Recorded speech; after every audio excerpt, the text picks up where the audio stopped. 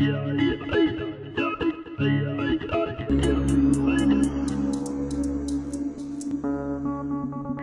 fait, on remarque un clivage assez fort entre candidats, entre ceux qui envisagent cette question-là sous l'angle de la santé publique et d'autres, notamment à droite et à l'extrême droite, sous l'angle migration, politique anti-migration, avec l'idée derrière que le système de l'AME attirerait les migrants en France. Or, c'est complètement c'est un mythe. Évidemment, les personnes qui partent des côtes libyennes et qui cherchent à venir en Europe n'ont pas dans l'idée de venir bénéficier, si j'ose dire, de l'aide médicale de l'État.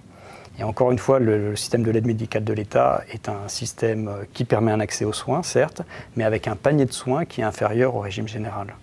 Sur le côté, cela coûte trop cher, il faut relativiser le budget de l'aide médicale de l'État, même s'il a aussi augmenté au cours de ces dernières années, mais encore une fois pour des questions de santé publique.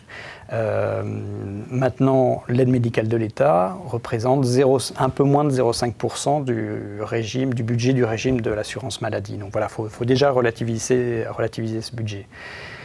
Quant au paradoxe que l'on a pu entendre au cours de cette campagne électorale et au cours des rencontres qu'on a pu avoir avec les équipes de campagne, il est étonnant de remarquer que les candidats se positionnent sur la prévention, immédiatement sur les questions de prévention, et dans la même phrase viennent dire qu'ils veulent supprimer l'aide médicale de l'État.